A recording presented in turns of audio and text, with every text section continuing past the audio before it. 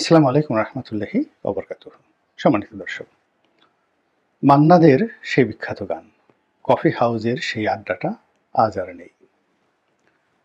খুবই বিয়োগাত্মক একটি গান এবং মানুষকে নস্টালজিয়ার দিকে নিয়ে যায়।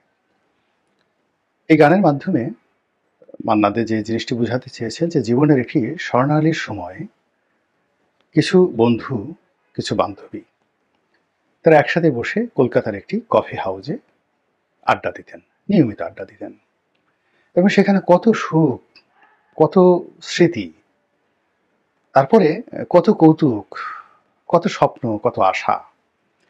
সেই কফি হাউসকে ঘিরে ওই যে আড্ডা, সেই আড্ডার মধ্যে মনে হতো যে জীবনে এর চাইতে গুরুত্বপূর্ণ আর কিছু নেই। সময় হলে আড্ডাতে যেতে হবে এবং সেখানে গিয়ে যে যার মতো করে যে গান জানে সে গান গাইবে, যে পত্রিকায় লিখে সে আজকে কি লেখা হলো সেটা সবাইকে দেখাবে, ইত্যাদি নানা বিষয়গুলো অসাধারণ একটা সুরে তিনি তার কণ্ঠে একটি অমর সঙ্গীত দিয়ে আমাদের সবাইকে একটা নস্টালজিয়ার মধ্যে ফেলে দিয়েছেন। ফলে কফি হাউজের সেই আড্ডাটা, এই শব্দমালা এবং সত্যিকার অর্থে কলকাতার যে ঐতিহ্যবাহী একটি কফি হাউস যেখানে মান্নাদেরা বসতেন তাদের যৌবনে, সেটি এখনো টিকে আছে। তো সেই ঘটনার উপর ভিত্তি করে আজকের এই ভিডিওটি আওয়ামী লীগের যে কফি হাউস, সেই আওয়ামী লীগের কফি হাউসের ফ্যান্টাসি কি হতে পারে সেটি নিয়ে আলোচনা করব।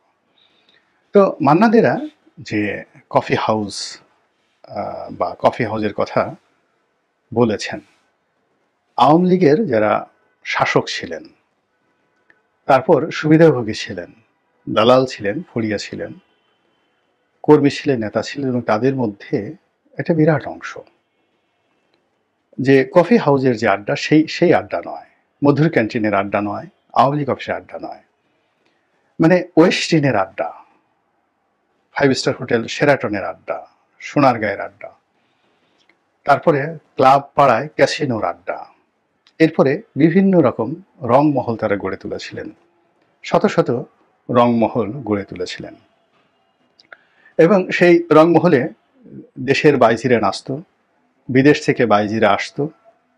ঢাকার যে অভিজাত ক্লাবগুলো ছিল সেই ক্লাবগুলোর বাইরেও তারা বেশ কয়েকটি নতুন নতুন ক্লাব তারা তৈরি করেছিলেন এবং ওই ক্লাবের ধারের কাছে সাধারণ মানুষের যাওয়ার কোনো সুযোগ ছিল না।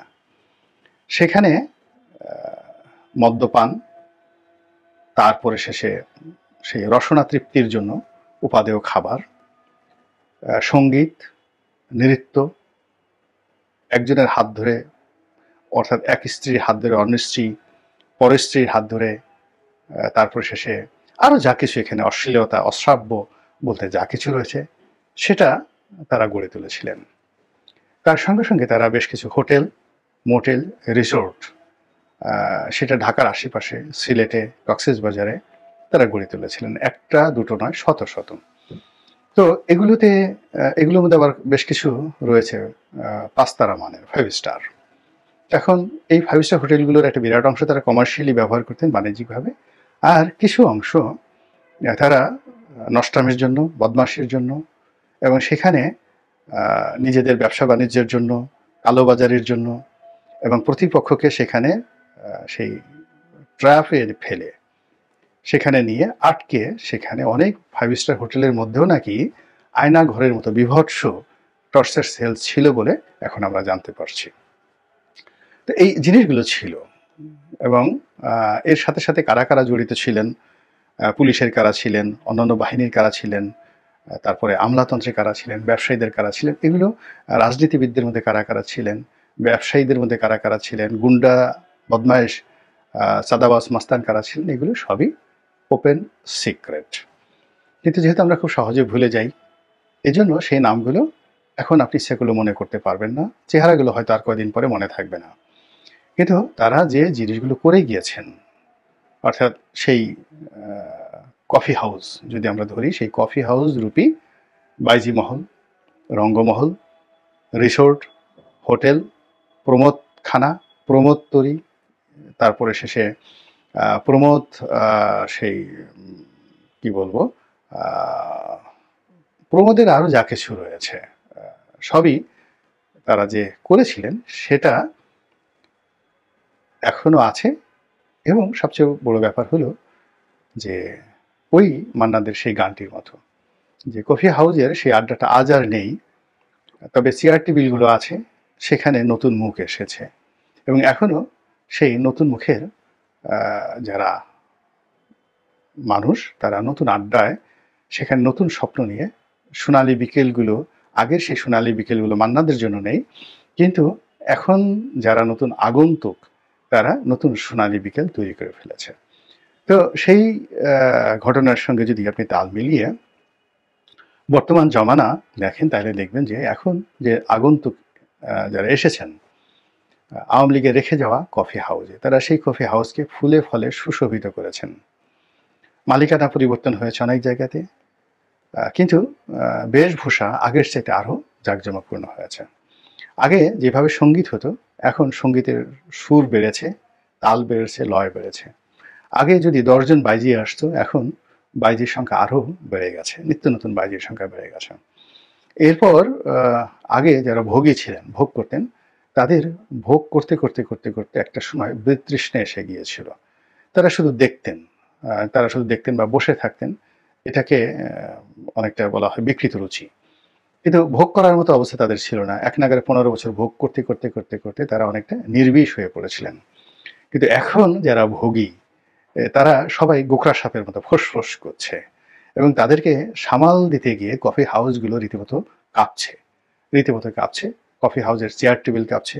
কফি হাউসে আগমনকারী যারা বিনোদন কন্যা রয়েছেন বা বিনোদন বালক রয়েছেন, আপনারা তো সবাই জানেন যে এখন শুধুমাত্র বিনোদনের জন্য নারীরা নন, পুরুষরাও এখন বিনোদন দিয়ে থাকেন এবং এই সকল বিনোদন কর্মীদেরকে আপনি ফুটপাতে পাবেন, হাতির ঝিলে পাবেন, 5 স্টার হোটেলে পাবেন, সব জায়গাতে পাবেন। কাজেই বিনোদন বালক এবং বিনোদন বালিকা, এবং এই বিনোদন বালক শব্দটি হাসি পেল যে যেটিকে আগে ঘেটুপুত্র বলা হতো।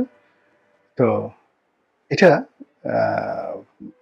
যেটাকে বলা হয় হোমোসেক্স, ইউরোপে খুবই যাকে বলা হয় জনপ্রিয় এবং আইনগত বৈধ।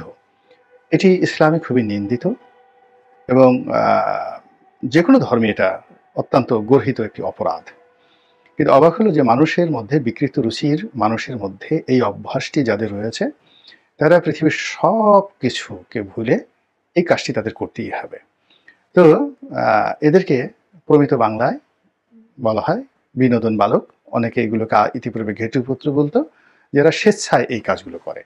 আর যারা জোর করে এই কাজগুলো করে, বিশেষ করে বিশেষ একটি এলাকার মানুষ, বিশেষ একটি সম্প্রদায়ের মানুষ, তারপরে বিশেষ একটি শ্রেণীর মানুষের মধ্যে এই ধরনের যাকে বলে পুং ধর্ষণ, পুরুষ ধর্ষণ, এটি ব্যাপকভাবে তারা নিন্দিত। যাই হোক, এখন এদের সংখ্যা বর্তমানে বাড়ছে না কমছে এটা আপনারা খুব ভালো করে বুঝতে পারেন, এবং এদের ক্ষমতা যত বাড়বে ততই এদের যে এই সকল অপরাধ, এই অপরাধ বাড়তে থাকবে। তো যাই হোক, এই কথাটা আমার হঠাৎ করে এই বিনোদন বালকের কথাটা মনে পড়লো সালাউদ্দিন কাদের চৌধুরী সাহেবের একটি বক্তব্যে। তিনি পার্লামেন্টে দাঁড়িয়ে বলেছিলেন, একজন সংসদ সদস্য আওয়ামী লীগের, তাকে উদ্দেশ্য করে, আমি নামটা নিলাম না, আপনারা দেখে নেবেন, যে আমি কি বলেছি অমুকে একসময় বিনোদন বালক ছিল, তার ক্যারিয়ার শুরু হয়েছিল বিনোদন বালক হিসেবে, আমি তো সে কথা বলিনি এখনো পর্যন্ত। তো এইরকম বিনোদন বালক এবং বিনোদন বালকের যারা রক্ষক, তারা এখন এই যে বর্তমান জামানাতে এসে আওয়ামী লীগের যে রেখে যাওয়া কফি হাউসগুলো, সেই কফি হাউসগুলোতে এমন আড্ডা তারা সেখানে তৈরি করে ফেলেছিলেন, সেই আড্ডা দেখে এবং সেই আড্ডার নির্মমতা, নৃশংসতা, অশ্লীলতা, অশ্রাব্যতা এমন একটা পর্যায়ে পৌঁছে গেছে, ওই জায়গা দিয়ে এখন ইবলিশ শয়তানও যেতে ভয় পায়, যে কখন ইবলিশ শয়তানকে ধরে নিয়ে ওরা বিনোদন বালক বানিয়ে ফেলে। এই জন্য ইবলিশ শয়তানও সেখান থেকে যায় না। আল্লাহ আমাদের সবাইকে হেদায়েত দান করুন এবং হেফাজত করুন। আসসালামু আলাইকুম ওয়া রাহমাতুল্লাহি ওয়া বারাকাতুহু।